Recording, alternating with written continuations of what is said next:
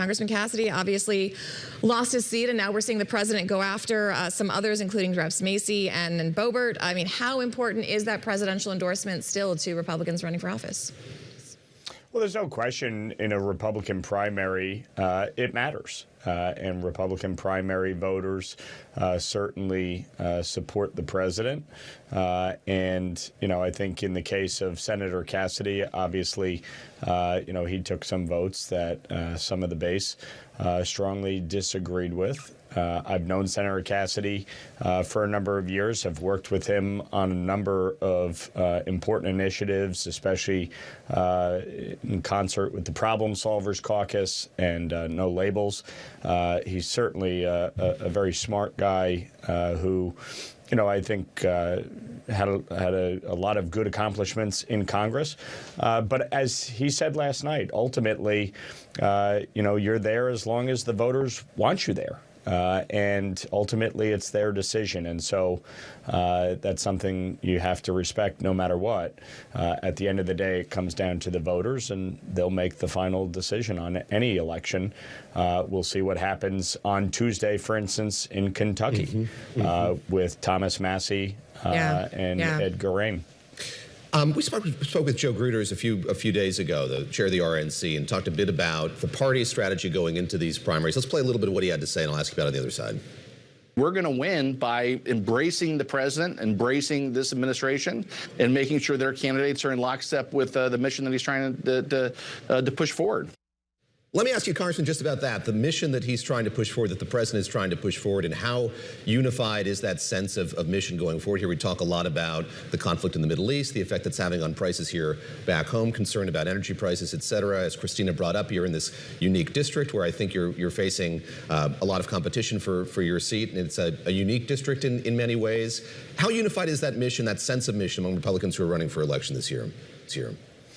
Well, first of all, we have all run on and won on previously the issue of affordability. And that remains my primary focus. It's why I fought so hard in my district to lift the cap on salt in the tax bill. My constituents were seeing among the largest tax refunds anywhere in the country because of New York's high tax burden. Remember, New York is controlled by Democrats. So, you know, we provided massive tax relief to my constituents. That is something that I promised I would do when I ran, and it's something that I delivered on. In addition, we said we would secure the border. And we have. We've had nearly a year straight of net zero illegal immigration into the country. You've seen criminal aliens deported. I continue to fight back against, you know, some of my opponents who want to make Rockland County, where I live, a sanctuary jurisdiction and want to abolish ICE and CBP, which is crazy. That's not what we should be doing. We should not return to the days of Joe Biden allowing tens of millions of people to flood into the country illegally.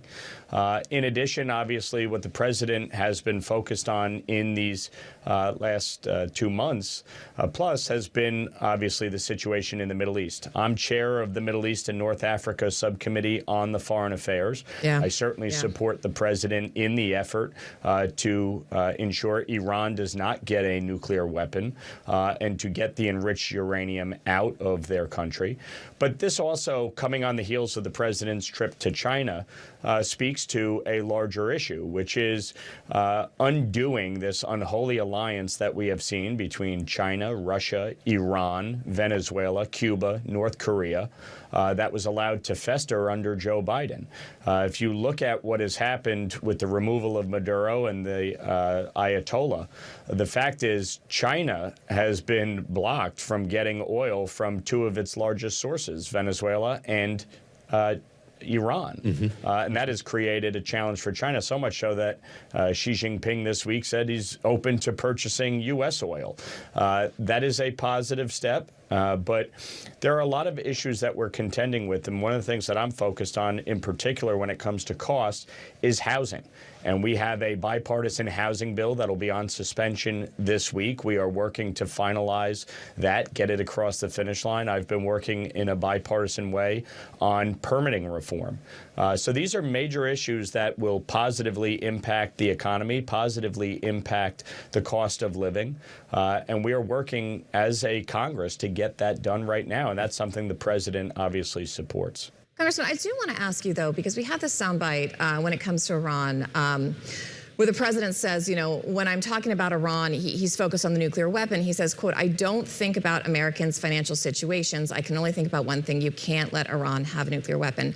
I'm wondering if, honestly, realistically, when making foreign policy or any policy decisions, you believe this president is spending enough time thinking about average Americans and how policies are going to impact them. Of course, he cares about the cost to Americans, and of course, he is thinking about that as we make policy decisions. Would you like to see him focusing on those repercussions more and the real-world consequences a little bit more, or do you think it's good as it is? Well, we are focused on it. It's why, as I just said, we're working to pass a housing bill. We're 8 million units underbuilt nationwide. Part of the reason why housing costs exploded under Joe Biden is because the supply is not there, and interest rates went to 30-year highs. So we've already cut interest rates in half. We are working to actually increase supply, which will actually bring down costs both in the rental market and in the individual housing market. In addition, we're working on getting permitting reform. One of the things that the war in Iran should prove to everybody is that we do not want to be reliant on foreign oil. Democrats do not want to increase domestic production of oil and gas. In fact, they want to block oil and gas. And in the case of New York, for instance, we've seen utility rates skyrocket 58% under Kathy Hochul and New York Democrats. Why? Because they shut down nuclear power, they blocked natural gas, they blocked pipelines. So it's not just the federal government, it is policies being driven at state level in New York, in California, that cause energy prices, for instance, to skyrocket. I don't want to be relying on foreign governments. I want foreign governments to be purchasing oil and gas from the United States. I want nuclear power to come back online, which is why I've called for Indian Point to be rebuilt and reopened in New York, which provided 25% of the supply for New York City and the region. So there's a lot of things that I am working on to address the issue of affordability. I know the president shares in that. What he's talking about specifically is the threat of a nuclear Iran, and recognizing that in the short term, yes, there is volatility in the oil market. Yes, there is pressure as a result of that. But recognizing that a nuclear Iran is a significant threat that no American president can allow to proceed forward, that would have far greater consequences in the long term, especially if Iran could use a nuclear bomb to extort the U.S. or Europe or any other nation, which you see them trying to do in the Strait of Hormuz, which is why you're seeing volatility in the oil market. Very quickly here, I know you're short of time. I want to ask you about the president's trip to China, and he's brought up the fact that he would use this weapons deal as sort of a negotiating chip, as he put it, going forward. I'm curious if you, as a congressman, think that that's something that should be done here, if this is sort of upending the longstanding relationship the U.S. has with Taiwan, and if you think it should be a bargaining chip in that way. I do not. I support continuing to arm Taiwan. Taiwan is one of our largest trade partners. Most of the advanced semiconductors are manufactured on the island of Taiwan. There's strategic importance to it. I think the president certainly understands that. But there are obviously a lot of things happening right now. And as I pointed out before, what the president has done is pulled at the threads of China's alliances. Venezuela is cut off from China. Cuba is going through significant challenges at the moment. Iran right now is not able to ship its oil to China. That is creating significant economic hardship on China. So this is going to play itself out, but I do believe fundamentally that Taiwan is a critical component of our strategic importance as we move forward, especially in the Indo-Pacific. You see resources moving back to the Indo-Pacific, which is wise. You do not want to leave that bare at any point.